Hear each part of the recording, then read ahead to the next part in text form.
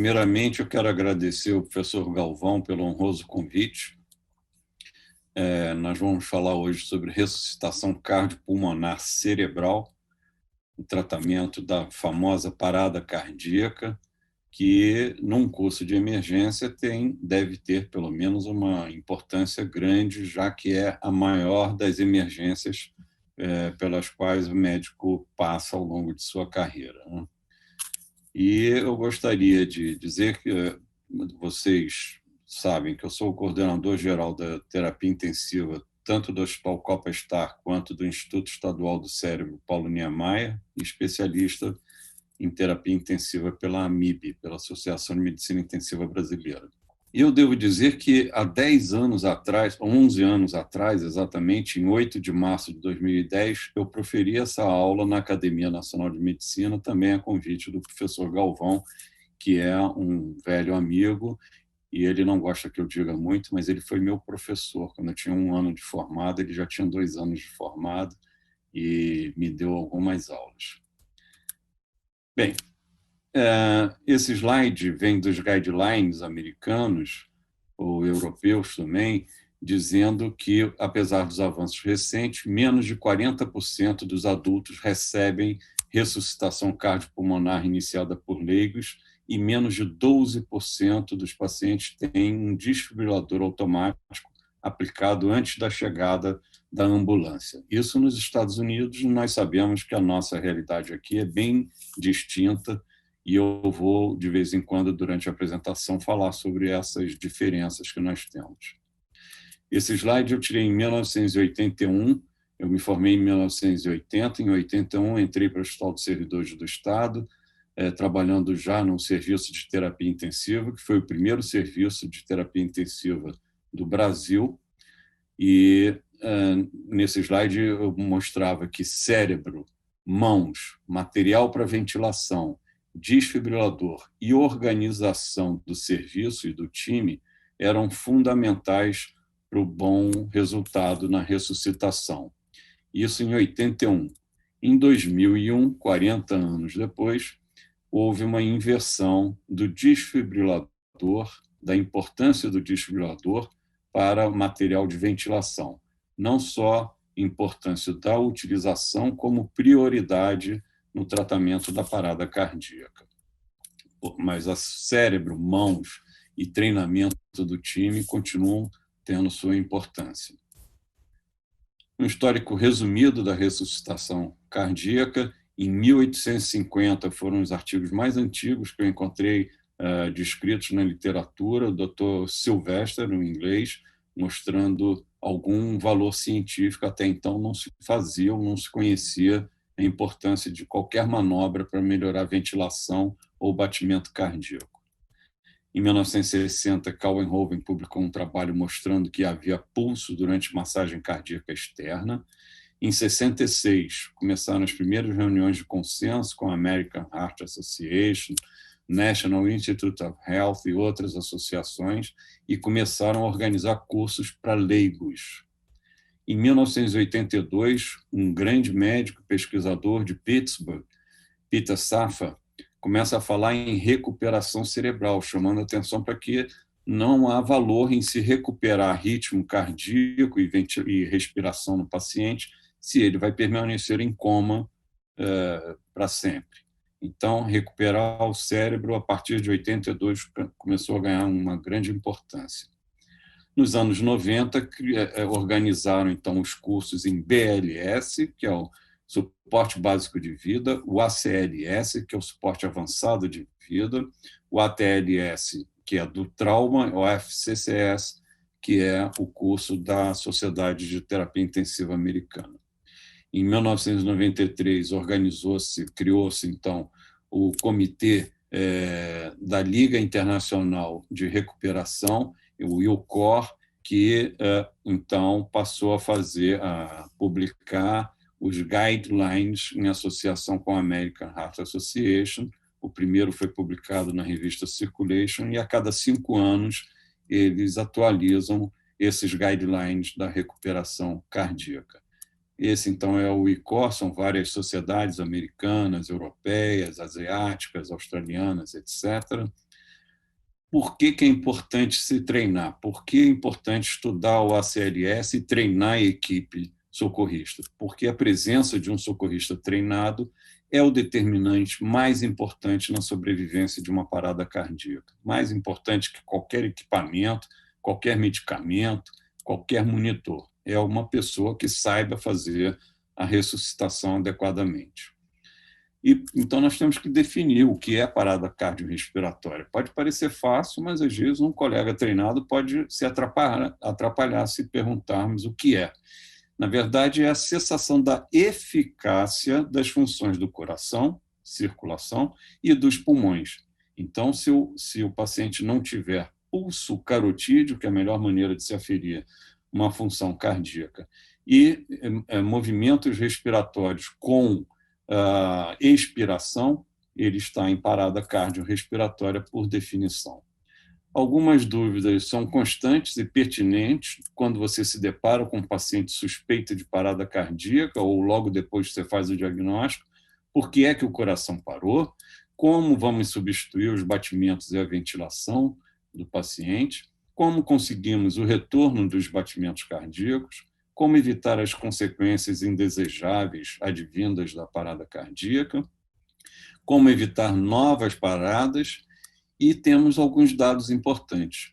Lembrar que as doenças cardiovasculares isquêmicas são as principais causas de parada cardiorrespiratória. A arritmia mais encontrada nos pacientes internados é a taquicardia ventricular sem pulso. Ainda bem, porque os tipos mais reversíveis são a taquicardia ventricular sem pulso e a fibrilação ventricular. Há necessidade de um treinamento padronizado para toda equipe que participa da ressuscitação. Durante uma parada, nós temos que ter apenas uma pessoa comandando as atividades do time inteiro e procurando transmitir calma e esperança. Não adianta começar a gritar, dar bronca nas pessoas, reclamar. Nós temos que manter a calma e orientar a função de cada um. Cada pessoa do time vai ter uma função distinta da outra. Manter um número adequado de pessoas no atendimento, no mínimo 4, o ideal são 5 a 6 pessoas na ressuscitação. Mais do que isso, só serve para atrapalhar também, acaba impedindo a movimentação das pessoas. Uma pessoa da equipe deve avaliar e anotar os erros transcorridos no episódio da ressuscitação para que possa se corrigir esses erros e melhorar cada vez mais o time da ressuscitação. Bem, o suporte básico de vida consiste na oxigenação e perfusão dos órgãos vitais, através de manobras simples e mantidas continuamente. Existe uma substancial relevância dada às compressões torácicas no suporte básico de vida. Já se tem muito bem definido, desde 2005, que massagem cardíaca externa é a coisa mais importante da ressuscitação. Nós vamos trazer, então, alguns destaques das diretrizes da American Heart Association, as últimas diretrizes de 2020. Em primeiro lugar, o acesso ao paciente. A primeira coisa a se fazer é certificar-se da segurança no local em que ocorre a parada cardíaca. Por exemplo, se o paciente estiver no mar ou na beira das ondas, nós temos que arrastá-lo desse local, ou se for em via pública, evidentemente temos que tirá-lo da rua, porque senão vai morrer não só o paciente, como o reanimador também. Então, colocar o paciente num local seguro, em uma superfície horizontal e dura. Vamos avaliar a consciência do paciente. Vamos chamar outro profissional e solicitar imediatamente um desfibrilador. E aí já começa a gente a notar as dificuldades que nós temos aqui no nosso meio em relação aos países mais desenvolvidos. Nem sempre nós vamos ter à disposição um desfibrilador. Posicionar o paciente corretamente, assim como o socorrista também. Vamos iniciar o suporte básico de vida, massagem cardíaca externa, utilizar o desfibrilador precocemente, assim que ele estiver disponível, e vamos, então, passar para o suporte avançado de vida, com os cuidados pós-ressuscitação cardiopulmonar.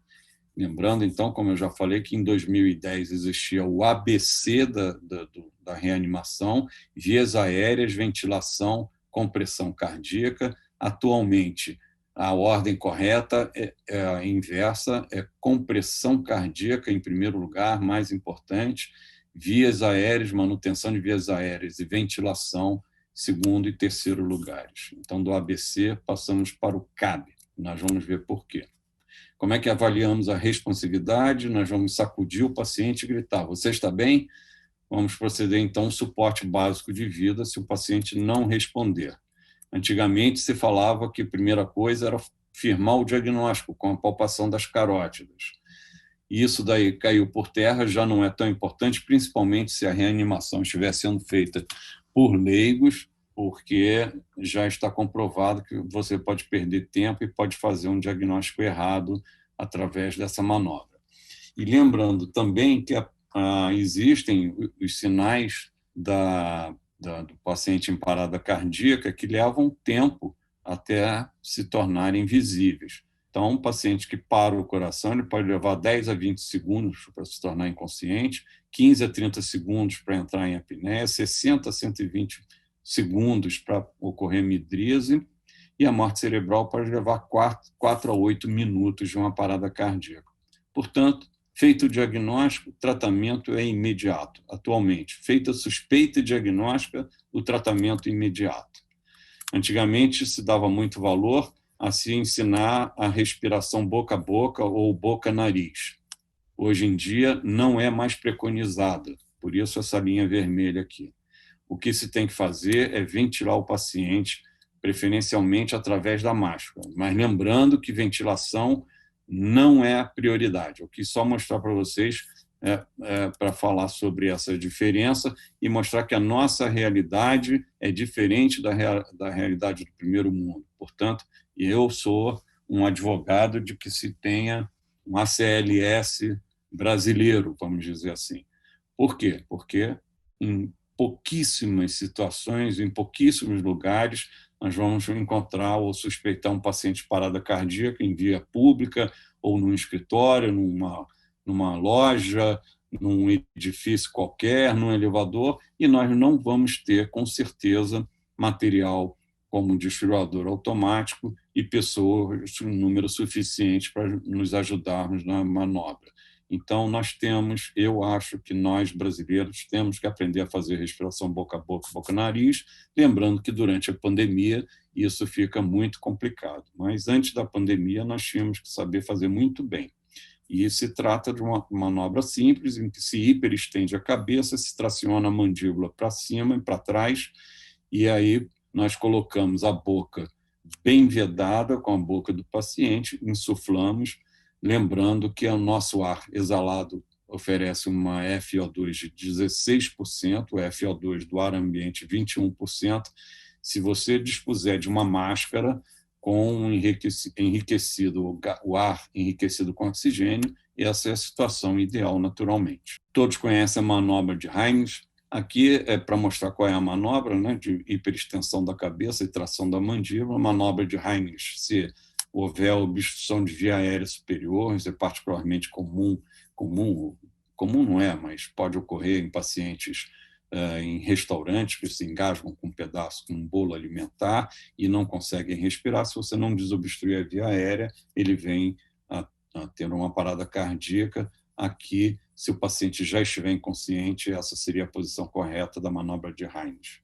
Mais uma vez, ABC em 2010, CAB em 2020. Portanto, isso é a primeira coisa quando você se depara com uma parada cardíaca. Entre o terço médio e o terço inferior do externo, coloca-se a mão, a outra mão sobre essa mão, e essa é a posição correta, ou seja, braços do reanimador perpendiculares ao principal eixo do corpo do paciente, e do quadril até a mão, um bloco só que não vai se mexer, a não ser nesse sentido. O que vai mexer vai ser a articulação do quadril do reanimador. Vamos falar mais detalhes à frente. Esse seria o algoritmo do Basic Life Support no adulto. Nós vamos detalhar agora. Então, como já falamos, verificar a segurança da cena, checar a responsividade, gritar por alguém para ajudar, ativar a resposta de emergência via telefone celular, e nós temos dificuldades nisso no nosso meio, ter um desfibrilador automático e uma equipe de emergência que chegue em pouco tempo, e vamos, então, ver se o paciente respira ou não. Isso daqui, atualmente, já não se dá tanta importância, tampouco a palpação do pulso, e transportar o paciente para um serviço onde você possa, não só, se o paciente estiver ventilando e com pulso, transportar imediatamente para um hospital onde você possa tratar mais adequadamente esse paciente. Se respiração normal e o pulso, nós vamos, então, propiciar a reanimação do paciente. Vamos começar com a massagem cardíaca externa, fazer ciclos de 30 compressões e 2 ventilações, se o paciente não estiver entubado, e usar o desfibrilador assim que disponível. Quando o desfibrilador chega, é o desfibrilador automático, inteligente, nós vamos checar o ritmo no desfibrilador. Se for um ritmo chocável, vamos dar um choque e começar imediatamente depois a massagem cardíaca externa durante 2 minutos. E depois de 2 minutos, nós checamos rapidamente o ritmo cardíaco. Vamos sempre lembrar da importância de continuar a massagem cardíaca externa. Se o ritmo não for chocável, ou seja, atividade elétrica sem pulso e a sistolia, que são ritmos não chocáveis, nós então vamos fazer a massagem cardíaca externa e checar o ritmo a cada 2 minutos. O algoritmo, então, da parada para os adultos, vamos detalhar. Nós temos que lembrar de fornecer oxigênio, colocar o monitor, de preferência o desfibrilador automático, e checar o ritmo. Se for chocável, fibrilação ventricular ou taquicardia ventricular sem pulso, vamos dar um choque. Vou falar mais sobre o choque. E a ressuscitação, logo depois, massagem cardíaca externa por 2 minutos. Então, sempre isso é importante. Choque, se for chocável, e massagem cardíaca durante 2 minutos. Se não for chocável, se for um ritmo de assistolia ou de atividade elétrica sem pulso, imediatamente tentarmos dar a epinefrina, adrenalina, imediatamente, vou falar um pouco mais à frente sobre isso. E depois, massagem cardíaca durante 2 minutos, pensar num acesso intravenoso, intraósseo, que é uma coisa que eu nunca vi nos meus 40 anos de atividade em terapia intensiva, mas é descrita, e a cada 3 a 5 minutos nós vamos utilizar a epinefrina e considerar, então, uma intubação do paciente, não esquecendo da capnografia, que é um excelente método de se monitorizar a qualidade da massagem cardíaca, assim como a posição de um tubo, caso ele tenha sido colocado.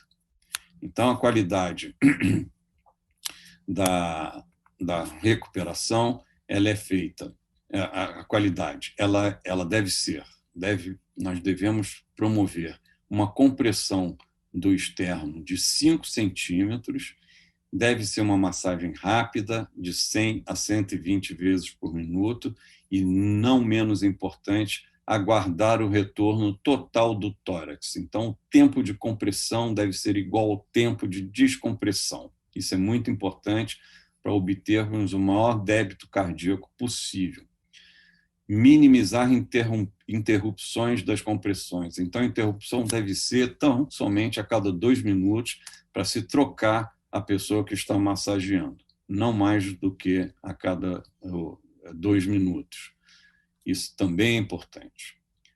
Evitar ventilação excessiva, lembrar que não só a hipoventilação depois de algum tempo, mas a hiperventilação pode ser deletéria ao sistema nervoso central. Lembrar de alternar os responsáveis pelas compressões a cada 2 minutos ou até menos, se houver sinais de cansaço de quem estiver massageando. E se o paciente não tiver uma via aérea avançada, ou seja, não estiver com um tubo traqueal ou com esses devices modernos, como o Combitube, máscara laríngea, etc. Então, nós vamos utilizar uma taxa, uma relação de 30 compressões cardíacas para cada 2 ventilações. Não esquecer de usar capnografia quantitativa com uma forma de onda. Se o CO2 expirado estiver baixo ou caindo, nós temos que reavaliar a qualidade das compressões cardíacas. Com relação ao choque, se o desfibrilador for bifásico, recomenda-se usar. Bom, temos que seguir a recomendação do fabricante, mas normalmente 120 a 200 joules. E se for desconhecida, nós vamos usar, a recomendação for desconhecida, nós vamos utilizar o máximo disponível.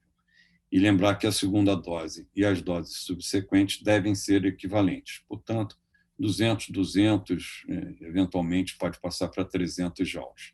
Se for um desfibrilador monofásico, a carga utilizada é 360 joules. Com relação, então, à massagem cardíaca externa, nós temos que comprimir o tórax em 5 centímetros, deixar que ele retorne completamente a cada compressão. Tem que haver o revezamento da pessoa que comprime a cada 5 ciclos, ou seja, 2 minutos, evitando-se o cansaço do mesmo. A desfibrilação nós temos que usar imediatamente após a parada cardíaca, se não realizar massagem cardíaca externa por 2 minutos e se utilizar, então, o desfibrilador. As cargas eu já falei, 120 a 200 no bifásico, 360 no monofásico. Isso é importante, nós temos que usar pastas para diminuir a impedância, posicionar corretamente a pá e pressionar as pás corretamente. Vou falar sobre isso. Providenciar material de intubação, oxigênio, aspirador e acesso venoso e sedação, e aí nós já estaremos entrando no ACLS. Então, a posição correta das pás seria o que seria V1 e V5, V6. Por quê?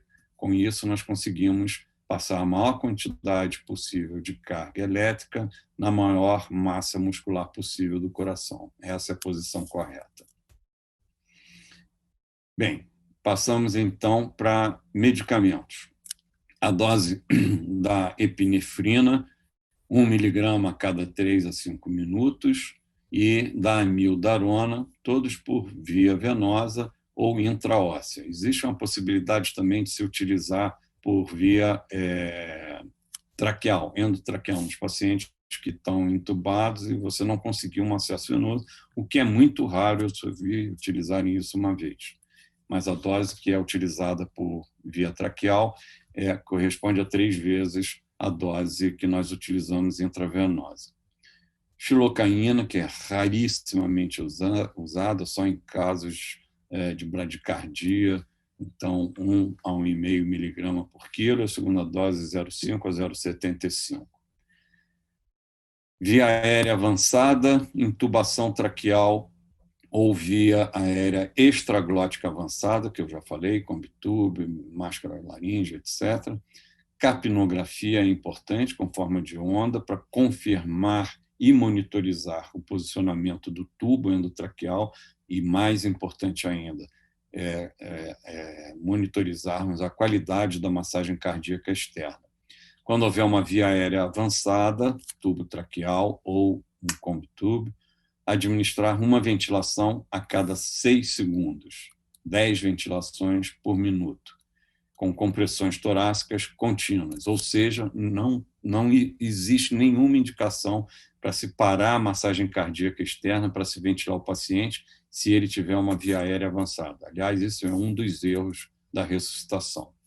Esse slide é para mostrar que não só na intubação com lâmina curva, mas também com lâmina reta, é importante colocarmos um travesseiro pequeno e levarmos 5 a 10 centímetros a cabeça do paciente e hiperestendermos a cabeça, a posição que o americano chama de posição de espirro, porque com essa posição nós vamos ter uma visualização mais fácil de vias aéreas. Veja aqui um paciente com uma cânula orofaríngea, que também pode ser um device importante se nós não tivermos material de intubação, para impedir a queda de língua. Mas nessa posição, sem o suporte da cabeça e sem uma hiperextensão adequada, nós não conseguimos ter uma linha reta para visualizarmos corretamente a glote do paciente. E lembrando também que a cânula curva ela deve ser colocada acima da epiglote, tracionando para cima para você enxergar a traqueia. E na cânula reta, a ponta da cânula tem que elevar a epiglote, a própria cânula. Bem, depois que o paciente retorna à circulação espontânea, o que nós temos que nos preocupar? Com o pulso, a verificação do pulso e da pressão arterial. Lembrar que o EtCO2, o gás carbônico expirado, monitorizado pelo capnógrafo, ele tipicamente vai ser superior ao EtCO2 prévio à parada cardíaca, inclusive, e as ondas de pressão arterial espontânea também, com a monitorização de uma linha intra-arterial. Isso é o padrão ouro, nem sempre é possível termos tudo isso. Não esquecer de pensar nas causas reversíveis durante o tratamento da parada cardíaca, principalmente no paciente que para em atividade elétrica sem pulso, são causas mais frequentes e que nós podemos tentar reverter durante as manobras de ressuscitação. São os 5Hs e os 5Ts. Hipovolemia, hipóxia, acidose, hipo ou hipercalemia, hipotermia, pneumotórax hipertensivo, tamponamento cardíaco, envenenamento por drogas, principalmente no nosso mundo atual, os opioides, né? E nós temos que lançar mão de naloxona algumas vezes, a trombose coronariana e o tromboembolismo pulmonar. Todos são mecanismos que podem levar à parada e que podem ser revertidos durante ou logo após as manobras de ressuscitação. Esse slide para mostrar a importância do EtCO2. Então, nós vemos aqui, daqui até aqui, aqui houve a parada. Daqui até aqui, há compressões cardíacas. Veja, então, o EtCO2 verificado pelo capnógrafo, aqui antes dele parar, quando ele para a uma queda abrupta. Durante as manobras de ressuscitação, ele se mantém um pouco abaixo do prévio à parada. Aqui, provavelmente, houve um cansaço do massageador. Depois utilizou-se bicarbonato, que é uma coisa que não se preconiza mais atualmente.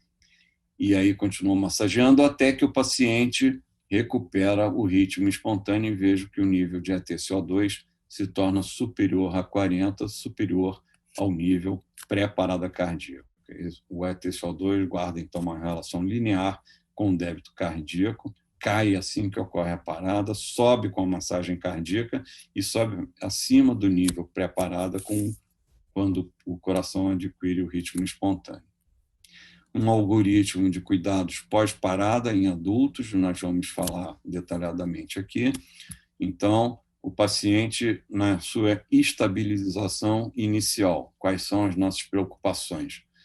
Na ressuscitação, ela tem que ser contínua durante a fase de ressuscitação e muitas das atividades podem ocorrer ao mesmo tempo. No entanto, se a priorização for necessária, nós temos que seguir as seguintes etapas. O manejo da via aérea e capnografia com forma de onda ou capnometria para confirmar não só o posicionamento do tubo, mas também para monitorizarmos a qualidade das compressões cardíacas. O controle dos parâmetros respiratórios, nós vamos titular FO2 para obter uma saturação periférica de oxigênio entre 92 e 98, iniciar 10 ventilações por minuto imediatamente, titulando uma PaCO2, um gás carbônico no sangue arterial, entre 35 e 45 milímetros de mercúrio. Controle dos parâmetros hemodinâmicos, nós temos que administrar cristalóides e ou vasopressores ou inotrópicos para se obter uma pressão sistólica acima de 90 ou uma pressão arterial média acima de 65. O manejo contínuo das atividades. Então, essas avaliações devem ser realizadas ao mesmo tempo, isso que eu vou falar a partir de agora, sobretudo no que diz respeito ao controle direcionado da temperatura. Bem, como nós falamos, doença cardíaca, doença coronariana é uma das principais causas, então nós temos que realizar eletrocardiograma, de preferência até contínuo, nos primeiros minutos. Se o paciente tiver algum sinal ou alguma dúvida de que possa haver uma trombose coronariana, um infarto, ele deve ser levado ao cateterismo cardíaco tão logo possível, tão logo ele apresente uma estabilidade mínima que permita a remoção. O controle direcionado da temperatura é importante, sobretudo, para recuperação cerebral, como lembrava Peter Safar, em 85. Então, lembrar que existem algumas situações, como, por exemplo, a temperatura elevada, a hipóxia, a normocapnia ou a hipocapnia, a disglicemia, tudo isso são fatores que aumentam o consumo de oxigênio cerebral. Portanto, devem ser evitados durante as manobras e principalmente logo após a recuperação espontânea dos batimentos cardíacos. Lembrar de se monitorizar o eletroencefalograma sempre que possível, evitando-se também crises convulsivas, muitas vezes crises convulsivas silenciosas, que são um mecanismo frequente de aumento de consumo de oxigênio cerebral.